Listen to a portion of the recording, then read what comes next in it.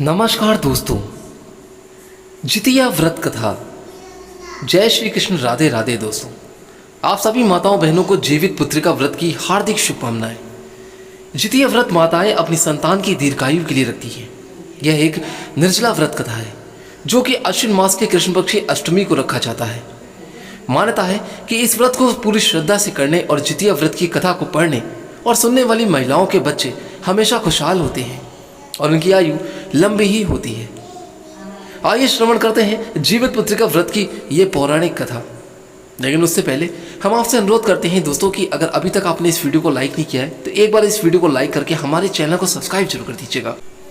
एक बार नैमिषारण्य के ऋषियों ने संसार के कल्याण के लिए सूत जी से पूछा कि हे सूत जी, कराल कली काल में लोगों के बालक किस तरह दीर्घायु होंगे, सो कहिए। सूत जी बोले कि जब द्वापर का अंत और कलयुग का आरंभ था, उसी समय बहुत सी शोकाकुल स्त्रियों ने आपस में सलाह की कि क्या इस कली में माता के जीवित पुत्र रहते हुए पुत्र मर जाएंगे। जब वे आपस में कुछ निर्णय कर सकी तब गौतम जी के पास पूछने के लिए गई। जब उनके पास पहुंची तो उस समय गौतम जी आनंद के साथ बैठे हुए थे। उनके सामने जाकर उन्होंने मस्तक झुकाकर प्रणाम किया। तत्पश्चात स्त्री ने पूछा कि हे प्रभु, इस कलयुग में लोगों के पुत्र किस तरह जीवित रहेंगे। इसके लिए कोई व्रत या तप हो तो कृपा करके बताइए। इस तरह उनकी बात सुनकर गौतम जी बोले कि मैं आपसे वही बात कहूँगा जो मैंने पहले सुन रखा है। गौतम जी ने कहा कि जब महाभारत का युद्ध का अंत हो गया और द्रोण पुत्र अश्वत्थामा के द्वारा अपने बेटों को मरा देखकर सब पांडव बड़े दुखी हुए तो पुत्र के शोक से व्याकुल होकर द्रौपदी अपनी सखियों के साथ ब्राह्मण श्रेष्ठ धौम्य के पास गई और उसे धौम्य से कहा कि हे विपेंद्र, कौन सा उपाय करने से बच्चे दीर्घायु हो सकते हैं, कृपा करके ठीक ठीक हमें कहिए। धौम्य बोले कि सतयुग में सत्य वचन बोलने वाला, सत्याचरण करने वाला समदर्शी जिमूत वाहन नामक एक राजा था। एक बार वह अपनी स्त्री के साथ अपने ससुराल गया और वहीं रहने लगा। एक दिन आधी रात के समय पुत्र के शोक से व्याकुल कोई स्त्री रोने लगी, क्योंकि वह अपने बेटे के दर्शन से निराश हो चुकी थी। उसका पुत्र मर चुका था। वह रोते हुए कहती ही थी कि हाय, मुझ बूढ़ी माता के सामने मेरा बेटा मरा जा रहा है। उसका रुदन सुनकर राजा जिमूत वाहन का तो मानो हृदय विदीर्ण हो गया।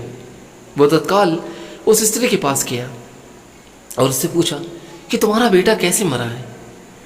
बूढ़ी ने कहा कि गरुड़ प्रतिदिन आकर गांव के लड़कों को खा जाता है। इस पर दयालु राजा ने कहा कि माता, अब तुम रो मत और आनंद से बैठो, मैं तुम्हारे बच्चे को बचाने का यत्न करता हूं। ऐसा कहकर राजा उस स्थान पर गया जहां गरुड़ आकर प्रतिदिन मांस खाया करता था। उसी समय गरुड़ भी उस पर टूट पड़ा और मांस खाने लगा। जब अतिशय तेजस्वी गरुड़ ने राजा का बायां अंग खा लिया तो झटपट राजा ने अपना दाहिना अंग फेर कर गरुड़ के सामने रख दिया। यह देखकर गरुड़ जी ने कहा कि तुम कोई देवता हो, कौन हो तुम मनुष्य नहीं जान पड़ते। अच्छा, अपना जन्म और कुल बताओ। पीड़ा से व्याकुल मन वाले राजा ने कहा कि हे पक्षीराज, इस तरह के प्रश्न करना व्यर्थ है। तुम अपनी इच्छा भर मेरा मांस खाओ। यह सुनकर गरुड़ रुक गए और बड़े आदर से राजा के जन्म और कुल की बात पूछने लगे। राजा ने कहा कि मेरी माता का नाम शैब्या और मेरे पिता का नाम शालिवाहन है। सूर्यवंश में मेरा जन्म हुआ है और जिमूत वाहन मेरा नाम है। राजा की दयालुता देखकर गरुड़ ने कहा कि हे महाभागे, हे महाभाग, तुम्हारे मन में जो अभिलाषा हो वह वर मांगो। राजा ने कहा कि हे पक्षीराज, यदि आप मुझे वर दे रहे हैं तो वर दीजिए कि आपने अब तक जिन प्राणियों को खाया है वे सब जीवित हो जाएं। हे स्वामी, अब से आप यहाँ बालकों को ना खाएं और कोई ऐसा उपाय करें कि जहाँ जो उत्पन्न हो वे लोग बहुत दिनों तक जीवित रहें। धौम्य ऋषि ने उन स्त्रियों से कहा कि पक्षीराज गरुड़ राजा को वरदान देकर स्वयं अमृत के लिए नागलोक चले गए। वहां से अमृत लाकर उन्होंने उन मरे हुए हड्डियों पर बरसाया। ऐसा करने से वे सभी लोग जीवित हो गए जिनको पक्षीराज ने खाया था। राजा के त्याग और गरुण की कृपा से वहाँ वालों का बहुत कष्ट दूर हो गया। उस समय राजा के शरीर की ज्वाला दूनी ही हो गई थी। राजा की दयालुता देखकर गरुड़ ने फिर कहा कि मैं संसार के कल्याण हेतु एक और वरदान मांगूंगा, एक और वरदान देना चाहूँगा। आज अश्विन कृष्ण सप्तमी से रहित शुभ अष्टमी तिथि है। आज ही तुमने यहाँ की प्रजा को जीवन दान दिया है। हे वत्स, अब से यह दिन ब्रह्म भाव हो गया है, जो मूर्ति भेद से विविध नामों से विख्यात है। वही त्रैलोक्य से पूजित दुर्गा अमृत प्राप्त करने के अर्थ में जीवित पुत्रिका कहलाई है। सो इस तिथि को जो स्त्रियां उस जीवित पुत्रिका की और कुश की आकृति बनाकर तुम्हारी पूजा करेंगे तो दिनों दिन उसका सौभाग्य बढ़ेगा और वंश की बढ़ोतरी होती जाएगी। हे महाभाग्य, इस विषय में विचार करने की भी आवश्यकता नहीं है। हे राजन, सप्तमी से रहित और उदया तिथि की अष्टमी को व्रत करें, यानी सप्तमी विद अष्टमी जिस दिन हो उस दिन व्रत ना कर शुद्ध अष्टमी को व्रत करें और नवमी में पारण करें। यदि इस पर ध्यान न दिया गया तो फल नष्ट ही हो जाएगा और सौभाग्य तो अवश्य नष्ट हो जाएगा। जीमूत वाहन को इस तरह का वरदान देकर गरुड़ स्वयं वैकुंठ धाम को चले गए और राजा भी अपनी पत्नी के साथ अपने नगर को वापस चले आए। धौम द्रौपदी से कहती है कि हे देवी, मैंने यह अतिशय दुर्लभ व्रत तुमको बताया है। इस व्रत को करने से बच्चे दीर्घायु होते हैं। हे देवी, तुम भी पूर्वोक्त विधि से यह व्रत और दुर्गा जी की पूजन करो तो तुम्हें अभिलाषित फल प्राप्त होगा। मुनिराज, धौम्य की बात सुनकर द्रौपदी के हृदय में एक बार का कौतूहल उत्पन्न हुआ और पूर्वासिनी स्त्री को बुलाकर उसके साथ यह उत्तम व्रत किया। गौतम जी ने कहा कि यह व्रत और इसके प्रभाव को किसी एक चील ने सुन लिया और अपनी सखी सियारिन को बतलाया। इसके बाद पीपल वृक्ष की शाखा पर बैठकर उस चील ने और उस वृक्ष के खोते में बैठकर सियारिन ने भी व्रत किया।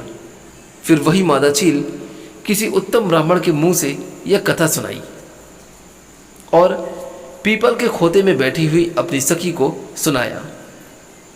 सियारिन जो थी उसे आधी कथा सुनी थी कि उसे भूख लग गई और वह उसी समय शव से भरे हुए शमशान में पहुंची।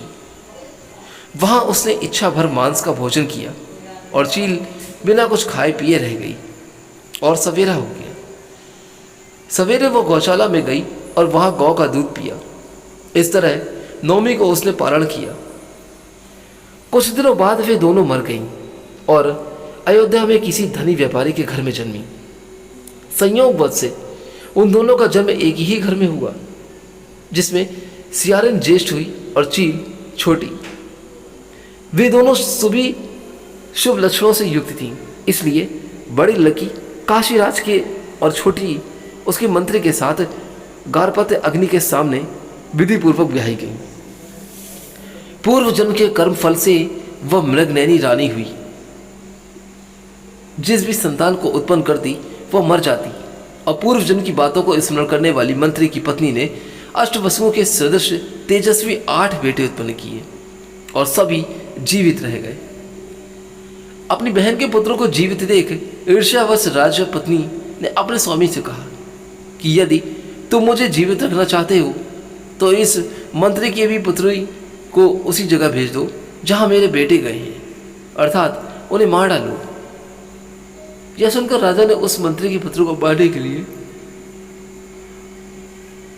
कई प्रकार के उद्योग किए, पर मंत्री ने पत्नी से जीवित पुत्रिका के पुण्य बल से बचा लिया। एक दिन राजा ने अपने आदमियों से उन पुत्रों का सिर कटवाकर पिटारी में रखवाया और वह पिटारी उनकी माता यानी पत्नी मंत्री के पास भेज दिया। किंतु वे 8 सिर बेशकीमती जवाहरात हो गए और भले चंगे वे 8 लड़के अपनी माता के पास वापस चले गए। उनको जीवित देखकर राजपत्नी को बड़ा ही विस्मय हुआ और अंत में वह पत्नी मंत्री के पति के पास गई और उससे पूछा कि बहन, तुमने ऐसा कौन सा पुण्य किया है जिससे बार बार मरे जाने पर भी तुम्हारे बेटे मरते नहीं? इस पर मंत्री की पत्नी ने कहा कि पूर्व जन्म में मैं चील थी और तुम सियारिन। हमने और तुमने साथ साथ जीवित पुत्रिका का व्रत किया था। तुमने व्रत के नियमों का भली भांति पालन नहीं किया और मैंने किया था। इसी दोष से हे बहन तुम्हारे बेटे नहीं जीते। ओ राजरानी, अब तुम भी उस जीवित पुत्रिका व्रत को करो जो तुम्हारे बेटे दीर्घायु होंगे। मैं तुमसे सच कह रही हूँ। उसके कथन अनुसार रानी ने व्रत किया, तभी से उसके कई बेटे सुंदर और दीर्घायु होकर बड़े बड़े राजा हुए। इधर सूत जी कहते हैं कि सब प्रकार का आनंद देने वाला यह दिव्य व्रत बतलाया है। स्त्रियां चिरंजीवी संतान चाहती हो तो विधि पूर्वक यह व्रत करें। प्रेम से बोलिए जिमूत वाहन भगवान की जय। आइए दोस्तों, आप सुनते हैं चील और सियारिन की जितिया की व्रत कथा कि किस तरह से उन्होंने इस व्रत को किया। नर्मदा नदी के पास एक कंचनवटी नाम का नगर था। वहां के राजा का नाम मलयकेतु था। उसी नर्मदा नदी के पश्चिम ओर बलूटा नाम की मरुभूमि थी, जिसमें एक विशाल पेड़ पर चील रहती थी और उसी पेड़ के नीचे एक सियारिन भी रहती थी। चील और सियारिन दोनों ही पक्की सहेलियां भी थीं। कुछ महिलाओं को जितिया व्रत करते देखकर चील और सियारिन ने यह व्रत करने का संकल्प किया और वे दोनों ही भगवान श्री जीमूत वाहन की पूजा और व्रत करने का प्रण ले लिया। जिस दिन दोनों को यह व्रत रखना था, ठीक उसी दिन शहर के एक बड़े व्यापारी की मृत्यु हो गई और उसका दाह संस्कार वहीं मरुभूमि पर हुआ। मुर्दा देखकर सियारिन को भूख लगने लगी और वह खुद को रोक नहीं पाई, जिसके कारण उसका व्रत टूट गया। परंतु चील ने खुद पर संयम रखा और पूरी श्रद्धा और संयम से अपना व्रत को पूरा किया। उस सियारिन ने तो मुर्दा खाया, इसलिए उसका व्रत खंडित हो गया। वह सियारिन मुर्दा घाट पर से एक हड्डी उठाकर ले आती है और वह अपने माद में छिपाकर धीरे धीरे रात को खाने लगती है। तब चील ने सियारिन से कहा कि हे सियारिन बहन, तुम क्या खा रही हो? कटकट की आवाज आ रही है। तब सियारिन ने कहा कि हे चील बहन, मैं क्या बताऊं, दिन भर भूखी हूं और रात को भी भूखा रहना पड़ता है। मैं करवट बदल रही हूं तो मेरी हड्डियां कटकट बोल रही हैं। मैं कुछ खा थोड़ी ही रही हूं। यह सुनकर चील ने कहा कि हो सकता है बहन कि तुम्हारी हड्डियां ही बोल रही होंगी। उस चील ने सोचा कि उसकी बहन सियारिन सत्य बोल रही है, इसीलिए इस प्रकार से सुबह होती है और चील ने अपना पारण पूरा कर लिया। चील ने तो अपना व्रत पूरा ही किया था, इसलिए उसके बच्चे जिजिया क्षय हो गए और वहां पर सियारिन ने अपना व्रत भंग कर लिया था और उसने हड्डी खा ली थी, तो उसके पुत्र मुअच्छ हो गए, अर्थात मृत्यु को प्राप्त हुए और वहां पर चील अपने बच्चों के साथ आनंद पूर्वक रहने लगी। कुछ समय के बाद इन दोनों की मृत्यु होती है, तो अगले जन्म के में दोनों सहेलियों ने पुत्री के रूप में एक ब्राह्मण परिवार के रूप में जन्म दिया। उस पुत्री, उनके पिता का नाम भास्कर था। चील बड़ी बहन और सियारिन छोटी बहन बनी। बड़ी बहन का नाम शीलावती रखा गया और उसका विवाह बुद्धिसेन के साथ हो गया।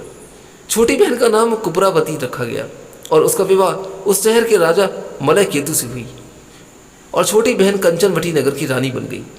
अब भगवान जिमूत वाहन के आशीर्वाद से बड़ी बहन शीलावती को 7 पुत्र प्राप्त हुए, लेकिन कपूरावती के पुत्र जन्म लेते ही खत्म हो जाते थे। इस साल बाद शीलावती ने 7 पुत्रों से बड़े हो गए और राजा के दरबार में काम करने लगे। उन्हें देखकर कपूरावती के मन में ईर्ष्या और जलन की भावना पैदा हो गई। इस ईर्ष्या की भावना में कपूरावती ने राजा से कहकर शीलावती के 7 बेटों के सर कटवा दिए थे। फिर उन 7 बेटों के सरों को एक साथ बर्तन में ढककर रख दिया। यह देखकर भगवान जिमूत वाहन ने मिट्टी की मदद से 7 भाइयों के सर फिर से बनाए और उन सभी सिरों को उनके धड़ से जोड़कर उस पर अमृत छिड़क दिया, जिसके कारण वे 7 भाई फिर से जीवित हो गए और वापस घर को लौट आए। रानी ने जो कटे हुए सिर भिजवाए थे वह फूल बन गए।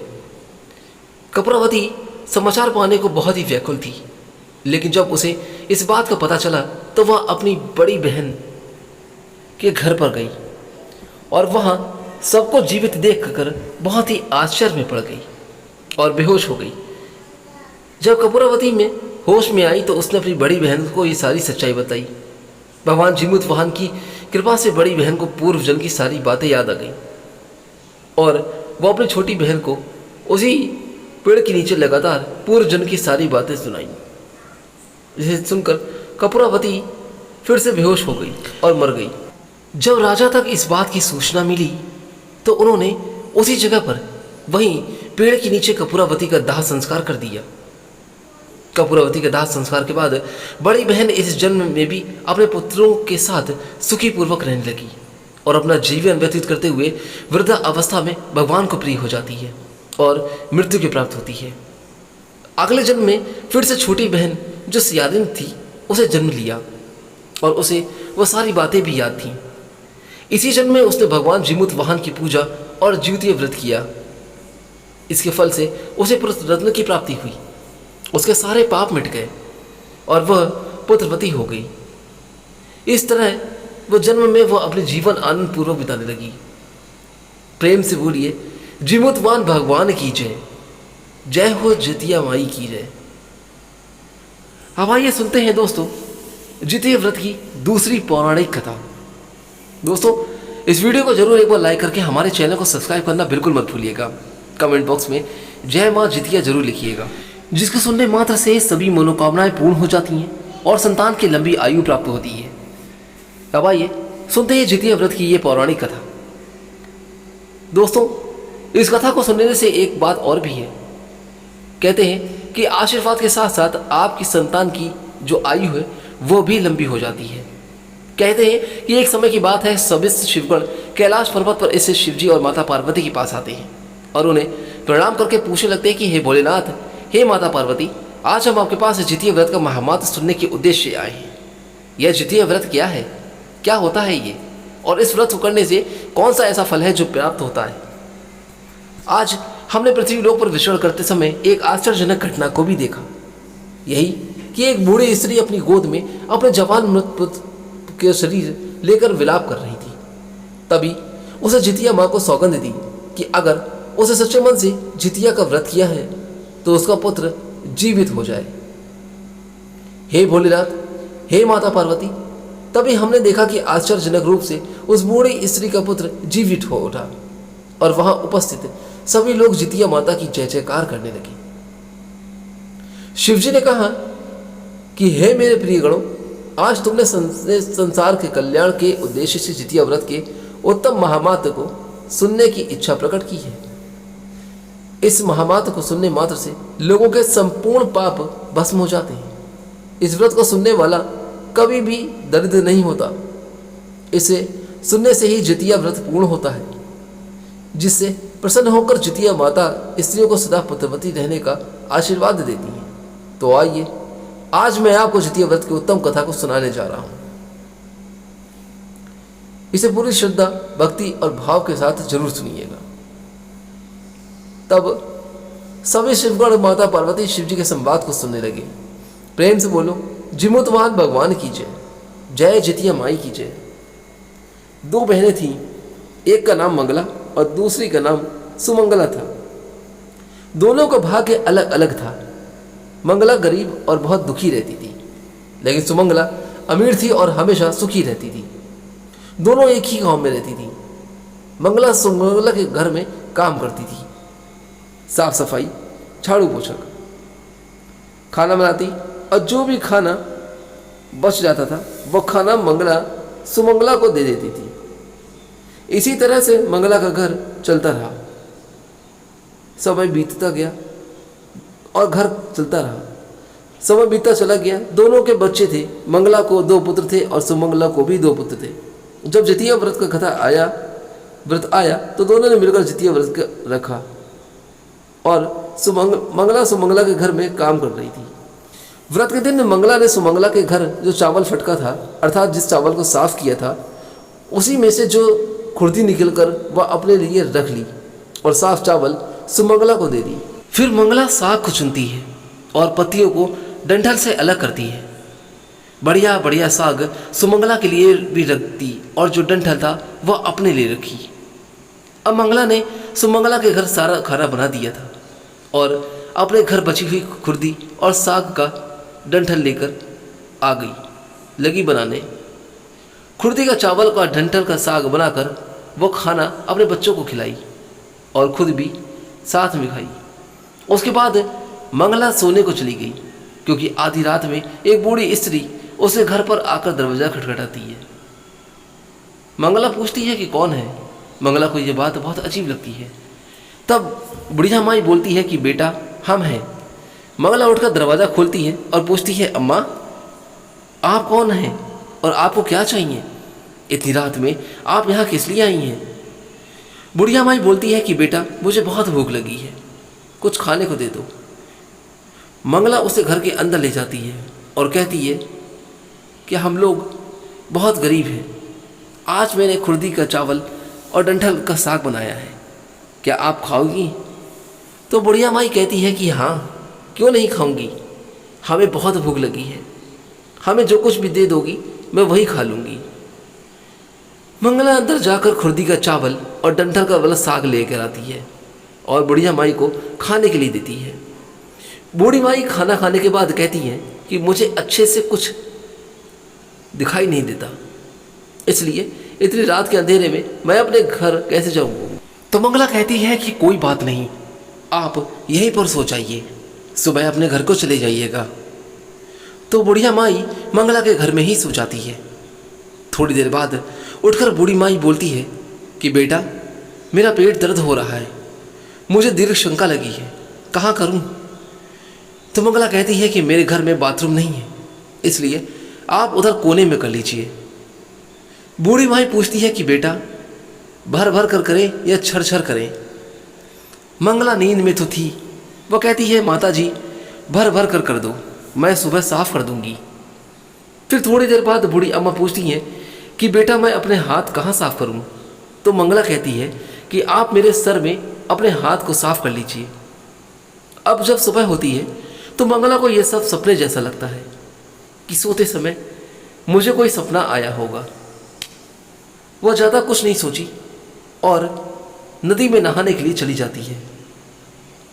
जब वह नदी में नहाने को जाती है और अपने बालों को धोती है तो उसके बालों से होते हुए जो पानी बहता है वह सोने का पानी होता है। आसपास की ये सभी महिलाएं यह देखकर बहुत ही चौंक जाती हैं, उन्हें कुछ समझ नहीं आता और वो बहुत ही चकित हो जाती हैं। तभी वो कहती हैं कि मंगला तुम्हारे बालों से तो सोने का पानी गिर रहा है, क्या बात है? फिर क्या था? उसे सारी रात की बात याद आ जाती है। वो दौड़कर अपने घर की ओर भागती है, यह सोचकर कि उसका घर दीर्घ शंका से गंदा हुआ होगा, पहले उसको साफ करना होगा। जब वह अपने घर में आती है तो देखती है कि घर के हर कोने में ढेर सारा सोना बिखरा पड़ा है।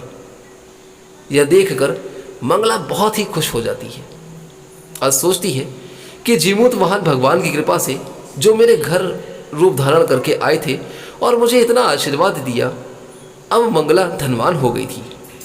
वह मन ही मन बहुत ही खुश हो रही थी। अब मंगला सुमंगला के घर जाना और काम करना बंद कर देती है। मंगला अब अपना व्रत पूरा करती है और अपने पुत्र से कहती है कि जाओ मौसी के घर से तराजू लेकर आओ, यह नापने के लिए कि यह सोना कितना है। बच्चा बहुत खुशी से सुमंगला मौसी के घर जाता है और वहाँ पर तराजू मांगता है। सुमंगला पूछती है कि तराजू से क्या नापना है? तो बच्चा बोला कि मेरे घर में बहुत ढेर सारा सोना है, उसी को माँ नापेगी। सुमंगला कहती है कि खाने के लिए तो तुम्हारे घर कुछ है नहीं और बात करते हो तुम सोने की, और तुम्हारी माँ का सोना नापेगी, मुझसे झूठ कहते हो। तो बच्चा कहता है कि नहीं मौसी, मैं झूठ नहीं कह रहा। सुमंगला सोचती है कि जब मंगला ने तराजू मांगी है तब कुछ ना कुछ जरूर ही नापेगी, इसलिए वो तराजू के पीछे गोद लगा देती है ताकि सुमंगला जब भी कुछ नापे वो थोड़ा सा इसमें चिपक जाए। बच्चा तराजू लेकर अपने घर को आ जाता है और जब मंगला जब भी तराजू पर सोना नापती है तो कुछ सोने का टुकड़ा उस गोंद में चिपक जाता है। जब बालक तराजू को लौटाने जाता है तो सुमंगला उसको उलट पलट करके देखती है तो उसे उस तराजू में सोना लगा हुआ मिलता है। सुमंगला सोचती है कि उसके घर में जरूर कहीं से सोना आया होगा, इसलिए वह कई दिन से काम पर नहीं आ रही। सुमंगला उसके घर जाकर देखती है कि आखिर बात क्या है, जाकर देखना चाहिए। जब वो उसके घर आती है तो यह देखती है कि यहाँ सोना कहाँ से आया। जब सुमंगला मंगला के घर जाती है तो उससे पूछती है कि तुम्हारे पास इतना सारा सोना कहाँ से आया, जिसके लिए तुमने तराजू मंगाया था नापने के लिए। मंगला उस रात की सारी कहानी अपनी बहन सुमंगला को सुनाती है। उसे जो भी कुछ हुआ था वो साफ साफ बता देती है। मंगला का मन एकदम सच्चा था, इसलिए वो सब कुछ बता देती है। लेकिन सुमंगला के मन में लालच आने के लगा और ईर्ष्या होने लगी कि मंगला के पास हमसे भी ज़्यादा धन आ गया था। अब अगले साल जितिया में मैं भी खुर्दी का चावल और डंठल का साग बनाऊंगी। साल भर बीत गया। फिर अगले साल जितिया का व्रत दोनों बहनों ने रखा। सुमंगला के पास हर तरह का सुख था और धन भी था, मगर फिर भी वह जितिया के दिन चावल फटक कर साफ चावल फेंक देती है और खुर्दी अपने पास रख लेती है। साग को तोड़कर पत्तियां फेंक दी और डंठल अपने पास रख लेती है और वही बनाई। पूजा पाठ करके सोने चली गई। फिर आधी रात में उसने घर में बूढ़ी अम्मा आई और दरवाज़ा खटखटाया। सुमंगला उनका इंतजार तो कर ही रही थी। वह तुरंत दरवाज़ा खोलकर बूढ़ी अम्मा को अपने घर के अंदर ले आती है। बूढ़ी अम्मा बोली कि मुझे बहुत भूख लगी है, कुछ खाने को दे। सुमंगला बोली कि मैंने खुर्दी का चावल और डंठल का साग बनाया है। बूढ़ी माता बोलती हैं, कोई बात नहीं, मुझे जो भी दोगी वो मैं खा लूँगी, क्योंकि मुझे बहुत भूख लग रही है। सुमंगला बूढ़ी माई को भोजन परोस देती है और सोने चली जाती है। बूढ़ी माई बोलती है कि मैं घर नहीं जा सकती, मुझे दिखाई नहीं देता। तो सुमंगला कहती है कि कोई बात नहीं अम्मा, आप यहीं पर सो जाइए। थोड़ी देर बाद बूढ़ी अम्मा बोलती है कि मैं दीर्घ शंका जाने लगी, कहाँ करूँ। तो सुमंगला कहती है कि वहीं कोने में कर लीजिए। फिर थोड़ी देर बाद बूढ़ी अम्मा पूछती हैं कि भर भर कर करूँ या छर छर करूँ। तो इस पर मंगला को याद आ गया कि मंगला ने क्या बोला था। तो माँ बोलती है कि माँ छर छर कर दीजिए। फिर बूढ़ी मैया पूछती है कि बेटा मैं अपने हाथ कहाँ साफ करूँ। सुमंगला कहती है कि मेरे सर में साफ कर दीजिए। बूढ़ी अम्मा अपना हाथ सुमंगला के सर में साफ कर लेती है। जब सुमंगला सुबह उठती है तो उसका घर पूरा गंदगी से भरा पड़ा हुआ था और उसके बाल में बहुत गंदगी लगी हुई थी।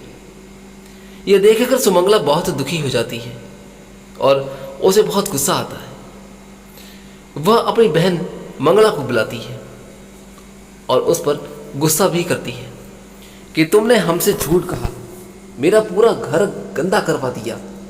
तो मंगला पूछती है कि तुमने क्या कहा था, बड़ बड़ या छर छर। तो सुमंगला कहती है कि मैं तो छर छर बोली थी। तो मंगला कहती है कि यहीं पर तो तुमने गलती कर दी और तुम्हारे पास तो सब कुछ था, किसी भी चीज़ की तुम पे कोई कमी नहीं थी। अच्छा खासा धन था, सब कुछ अच्छा था, किसी भी बात की कमी नहीं। तो फिर तुमने लालच में किया। मेरे पास तो कुछ भी नहीं था, तुम्हारे पास तो सब कुछ था। तुम्हारे घर जीमूत वाहन भगवान भेष बदल कर आए, लेकिन फिर भी तुमने उन्हें अच्छा खाना नहीं परोसा। मेरे पास तो कुछ भी नहीं था, इसलिए मैंने उन्हें खुर्दी का चावल और डंठल का साग जो पुराना था वही परोस दिया था। तुमने अपने घर आए भगवान का अपमान किया है। इतने पकवान होने के बावजूद भी तुमने ऐसा बनाया। सब कुछ रहते हुए भी तुमने साग और भात खिलाया। तुम्हारे पास सब कुछ होते हुए भी तुमने लालच नहीं करना चाहिए था, इसलिए तुम्हारे साथ बुरा हुआ है। सुमंगला को अपनी गलती का पछतावा हुआ और वह मन ही मन बहुत ही दुखी हुई और अपने घर को चली गई। जैसा उसने किया वैसा उसे फल मिला। प्रेम से बोलिए जय हो जितिया माता की। हे जीवित वाहन भगवान, जिस प्रकार आपने मंगला को दिया उस प्रकार सबको देना। जिस प्रकार आपने सुमंगला को दिया वैसा किसी को भी मत देना। कहानी सुनने वाले तथा हुंकार भरने वाले को पुत्र धन तथा सुख शांति प्रदान करना। बोलिए जिमूतवान भगवान की जय। दोस्तों, आशा करता हूँ कि ये कहानी आपको जरूर अच्छी लगी होगी। जितिया व्रत कथा आपको कैसी लगी कमेंट बॉक्स में हमें जरूर बताएं। आज्ञा दीजिए, चलता हूँ यहाँ से, फिर मिलूंगा जल्दी ही कोई और अच्छी वीडियो कहानी को लेकर। तब तक के लिए आप अपने जीवन में खुश और स्वस्थ रहें। कमेंट बॉक्स में एक बार जय श्री राम लिखना ना भूलें।